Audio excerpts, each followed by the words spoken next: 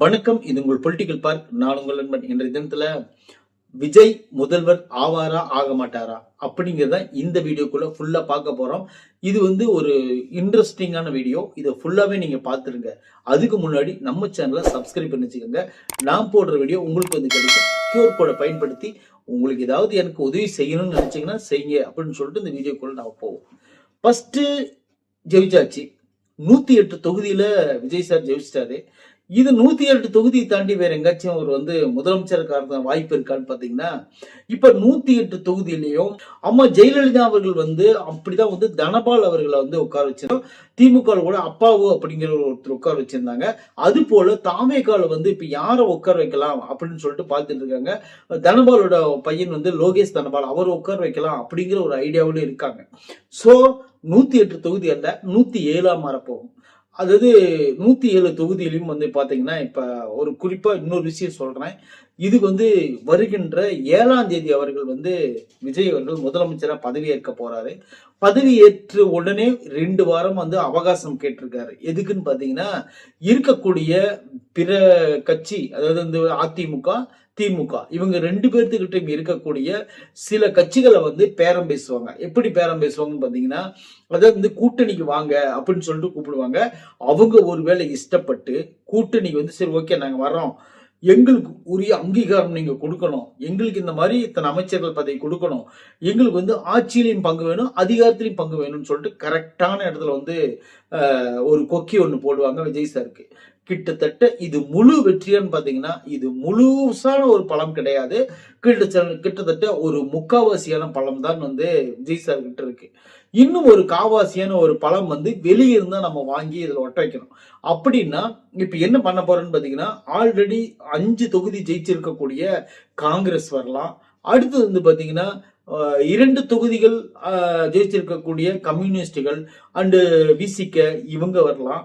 அல்லது ஒரே ஒரு தொகுதியை மட்டும் ஜெயிச்சிருக்கக்கூடிய இவங்க தேமுதிக கூட வரலாம். அல்லது எடப்பாடி பழனிசாமி ஐயா கிட்ட இருக்கக்கூடிய டிடிவி தினகரன் ஒரு தொகுதி வச்சிருக்காரு, அவரு கூட வரலாம். அல்லது அன்புமணி ராமதாஸ் அவங்க 4 தொகுதி வச்சிருக்காங்க, அவங்க கூட வரலாம். இந்த மாதிரி அதிமுகவை தாண்டி திமுகவை தாண்டி இருக்கக்கூடிய அவங்களுடைய துணை கட்சிகள் யாராச்சும் இங்க சப்போர்ட் பண்ணலாம். சப்போர்ட் பண்ணலாம்னா எந்த மாதிரி சப்போர்ட்டிங் வரும்னு பாத்தீங்கன்னா, அவங்க என்ன டிமாண்ட் வைக்கிறாங்களோ அந்த டிமாண்டுக்கு ஏத்துக்கலாம். அல்லது சில விஷயங்கள் கைமாறப்படலாம். இன்னும் நிறைய விஷயங்கள் வெளியே சொல்ல முடியாத அளவுக்கு சில விஷயங்கள் சுமூகமா முடியும்.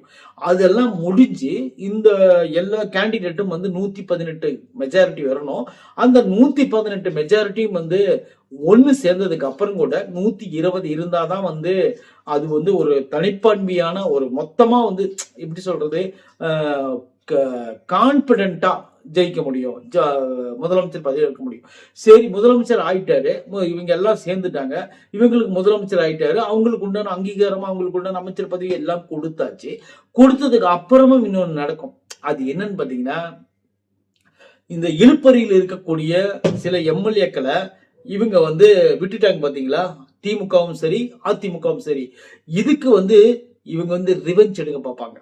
யாருன்னு பாத்தீங்கன்னா, திமுகவும் ரிவெஞ்ச் எடுக்கும், அதிமுகவும் ரிவெஞ்ச் எடுக்கும். சப்போஸ் ஒருவேளை கூட்டணி கட்சிகளா இருக்கக்கூடிய Congress and VCK, communist, DMDK and பாத்தீங்கன்னா ஜி.கே. வாசன், அப்புறம் பாத்தீங்கன்னா இந்த பிஜேபி ஒரே ஒரு தொகுதி தான் ஜெயிச்சிருக்காங்க. அது போல பாத்தீங்கன்னா இருக்கக்கூடிய எல்லாரும் இப்ப விஜய் சார் பக்கம் நம்ம போனோம்னா நம்மளுக்கு ஒரு அமைச்சர் பதவி கிடைக்கும், நம்ம அங்க போனோம்னா நம்மளுக்கு ஒரு அங்கீகாரம் கிடைக்கும், பவர் கிடைக்கும் அப்படின்னு சொல்லிட்டு போறதுக்கு ஆர்வமா இருப்பாங்க. ஏன்னு கேட்டீங்கன்னா அவங்களுக்கு அதுதான் வேலை.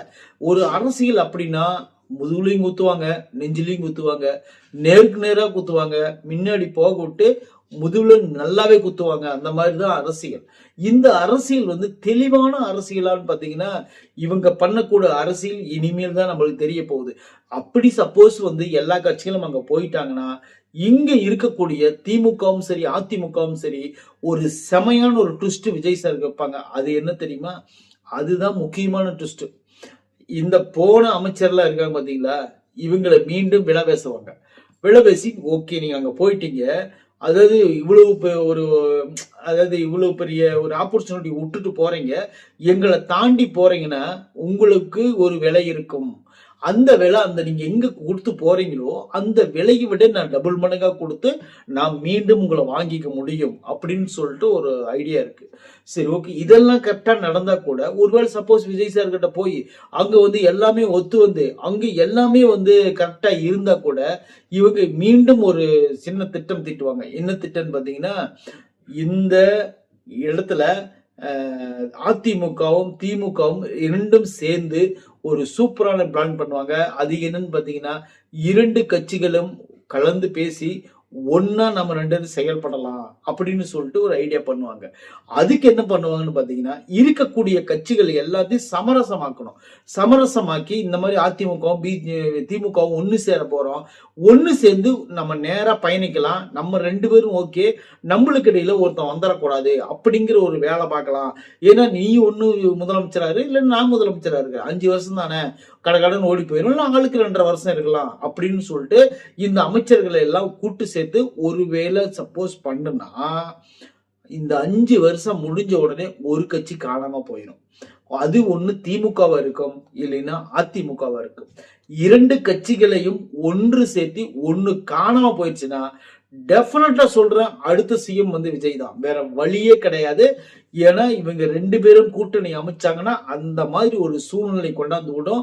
குறிப்பா சொல்லணும்னு சொன்னா அதிமுகவும் மிகப்பெரிய ஒரு பலமான அடியா இருக்கும் அப்படின்னு சொல்லிதான் நான் சொல்றேன். ஒருவேளை ரெண்டு பேரும் ஒண்ணு சேர்த்தா கூட பிஜேபியும் காங்கிரஸும் இவங்களை ஒண்ணு சேர்க்குமான்னு சொல்லிட்டு அதுவும் சில கேள்விக்குறிகளோட தான் முடியும்.